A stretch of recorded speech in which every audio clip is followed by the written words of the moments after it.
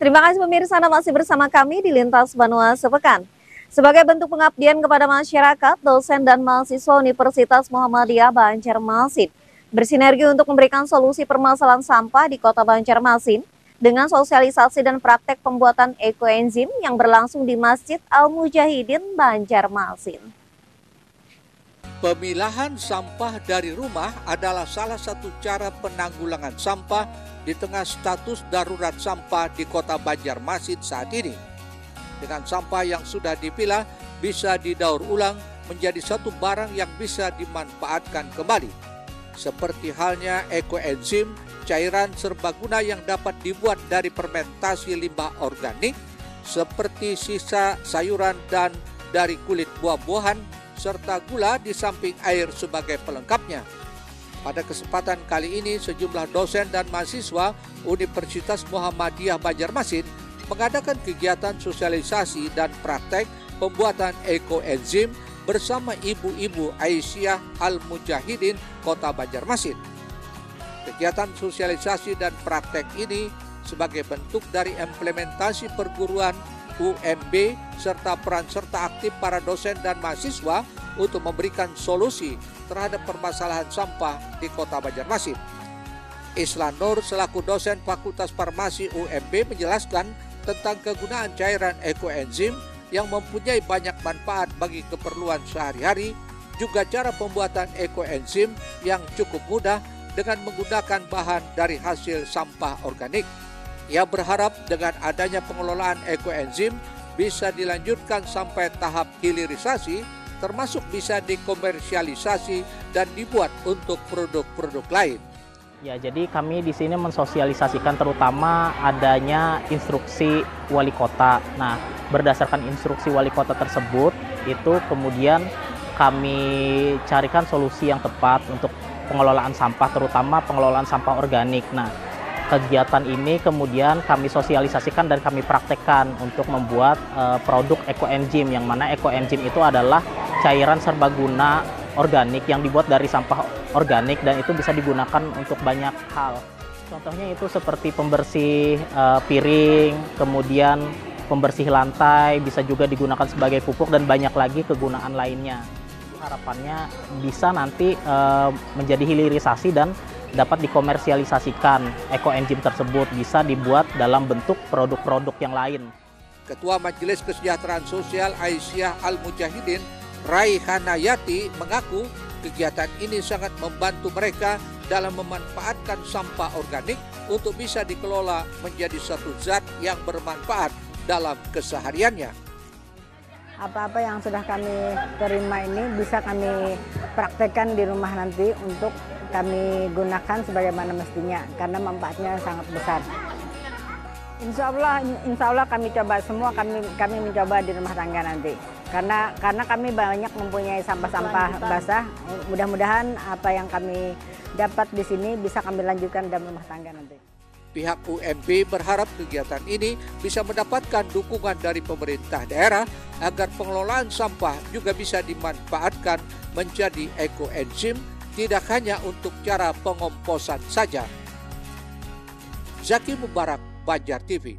Pemirsa, sejak dilakukan renovasi pada tahun 2019 hingga sekarang, Stadion 17 Mei yang berlokasi di Jalan Japri Jamjam belum bisa sepenuhnya difungsikan sebagai sarana olahraga masyarakat Banua, khususnya untuk pembinaan dan peningkatan kemampuan para atlet.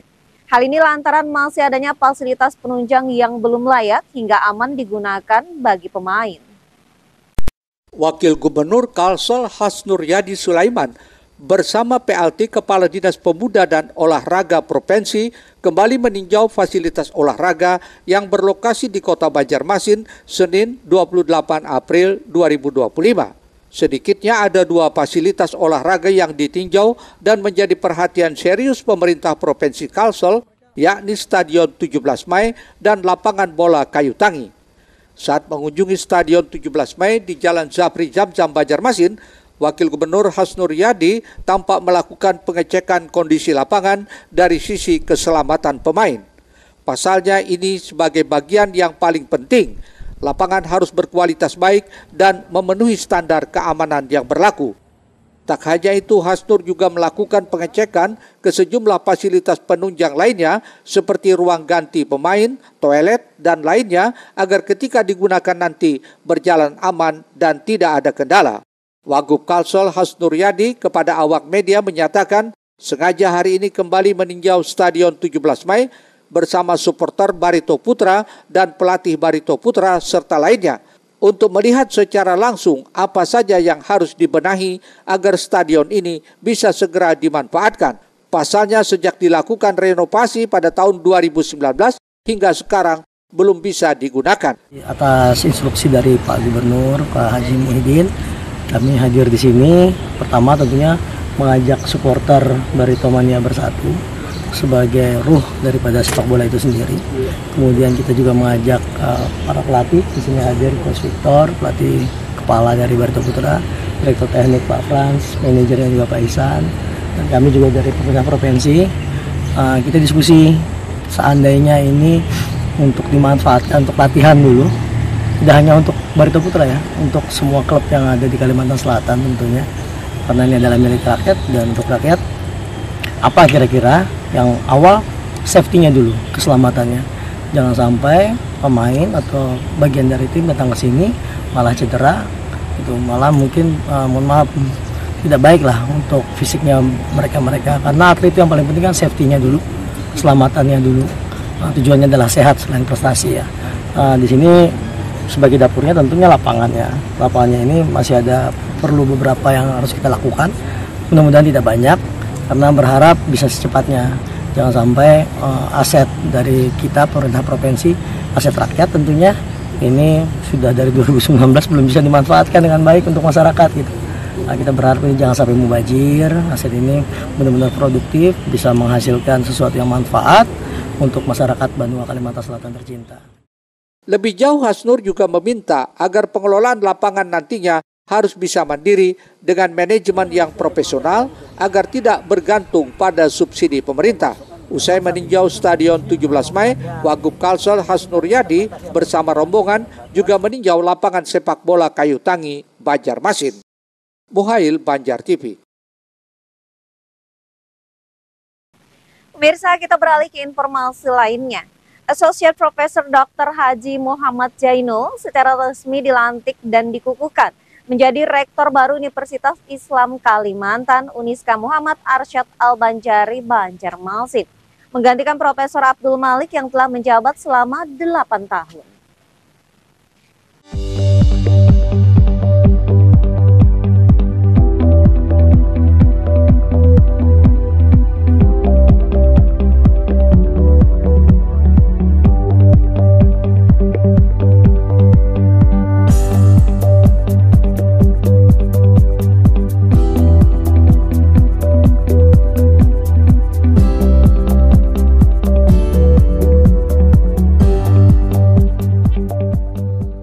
Ketua Yayasan Universitas Islam Kalimantan Uniska Muhammad Arsyad Al-Banjari Banjarmasin Haji Budiman Mustafa secara resmi melantik Rektor baru Uniska yang kini diemban oleh Asosiat Profesor Dr. Haji Muhammad Zainul menggantikan Rektor sebelumnya Profesor Abdul Malik, berlangsung di Hotel Ratan Inn Banjarmasin Selasa 29 April 2025. Pergantian tongkat estafet kepemimpinan salah satu universitas terbesar di Kalimantan ini merupakan babak baru dalam melanjutkan keinginan bersama bagi sivitas akademika dalam mewujudkan visi Uniska, yakni menjadi universitas unggul dan islami di tingkat ASEAN pada tahun 2031. Dalam sambutannya, Rektor terdahulu Profesor Abdul Malik berpesan kepada Rektor yang baru dilantik bisa mengemban amanah serta cita-cita bersama lembaga perguruan tinggi untuk membawa Uniska bisa bersaing dengan perguruan tinggi lainnya di tingkat ASEAN. Sementara itu, Rektor Uniska yang baru dilantik, Asosiat Profesor Dr. Haji Muhammad Zainul menyebut, di tahun pertama nanti dirinya akan mendorong sejumlah program studi yang ada di Uniska untuk segera melakukan reakreditasi sebagai wujud meningkatkan mutu kualitas yang dimiliki. Di samping itu, nantinya sejumlah dosen juga turut didorong untuk meningkatkan kualifikasi kompetensinya dengan melanjutkan pendidikannya menuju strata 3, namun menunggu penyesuaian alokasi anggaran yang akan ditetapkan pada bulan Januari tahun 2026 mendatang.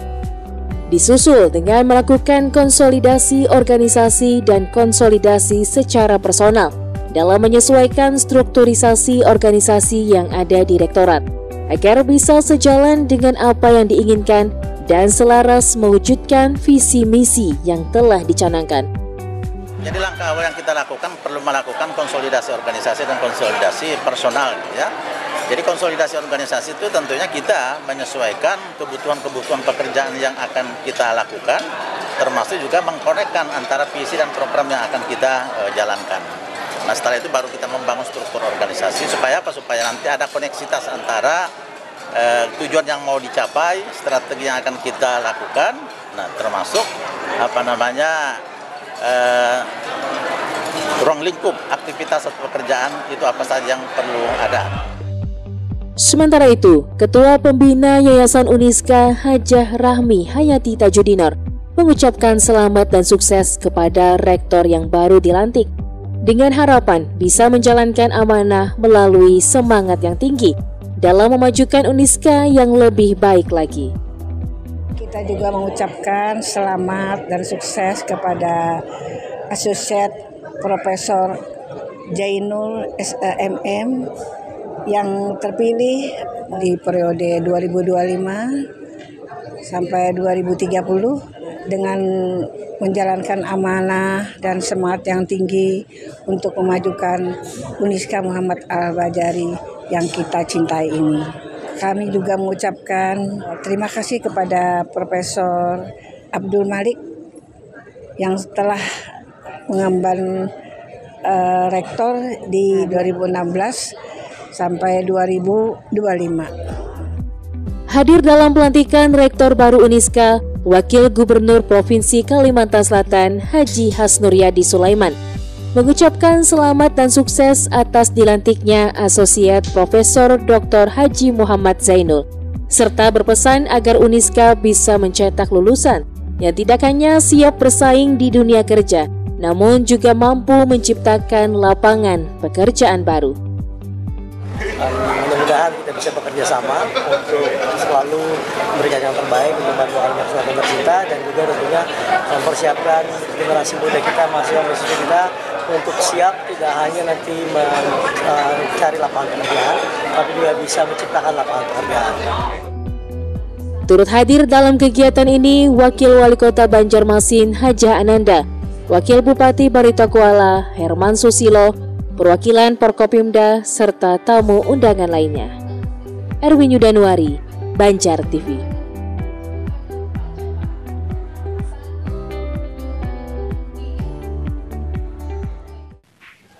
Pemirsa, guna mampu mengalirkan air pasang surut serta menampung limpasan air permukaan, pemerintah Kota Banjarmasin melalui Dinas PUPR kembali menggencarkan program normalisasi sungai di tahun ini. Pemerintah Kota Banjarmasin menggencarkan program normalisasi sungai untuk penanganan banjir dan kelancaran arus sungai pada tahun 2025 ini. Perihal tersebut seperti disampaikan Kepala Dinas Pekerjaan Umum dan Penataan Ruang Kota Banjarmasin, Suri Sudarmadiah di Banjarmasin saat berada di gedung DPRD setempat. Langkah ini diakuinya sesuai dengan arahan Wali Kota Banjarmasin, HM Yamin, agar fungsi sungai dinormalisasi supaya mampu mengalirkan air pasang surut serta dapat menampung limpasan air permukaan. Tapi mungkin menurut Pak Yasdi, kita lebih banyak saat ini untuk menormalisasi sungainya dulu. Ya, kalau restorasi kan kita mengembalikan misalnya sungai dari yang ada dulu misalnya 5 meter terus kembalikan 5 meter. Nah, tapi kan kondisinya pada saat ini kan tidak bisa seperti itu. Yang penting adalah sungai itu ternormalisasi, mampu mengalirkan air pasang surut dan mampu menampung limpasan air permukaan. Itu yang penting. Jadi memang kami terima kasih atas masukan beliau. Menurut Suri, program normalisasi sungai ini akan dilakukan pada lebih 10 sungai, utamanya yang dilihat kondisinya sudah sangat dangkal dan dipenuhi semak serta lainnya. Murtasyah, Banjar TV. Pemirsa, IGTKI PGRI Kalsel sampaikan aspirasi kepada Wakil Gubernur Kalsel setelah pariwara berikut ini.